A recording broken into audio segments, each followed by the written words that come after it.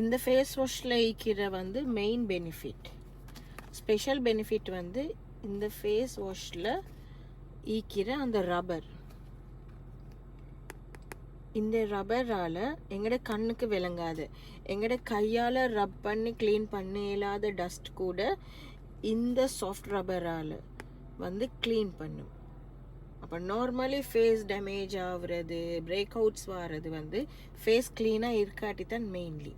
என்ன நாங்கள் ஒரே வெயிலில் பேத்திப்போம், வெளியே பேட்டிப்போம், சஞ்சல் அப்ளை பண்ணி வெளியே போவோம். அப்போ சஞ்சல் கூட டஸ்ட் கூட அந்த சஞ்சல் லேயரில் ஒட்டிப்படும். அப்போ அது வந்து நாங்கள் வீட்டுக்கு வந்த பிறகு க்ளீன் பண்ணாட்டி தான் ஸ்கின் பிரேக் அவுட்ஸ் வாரே.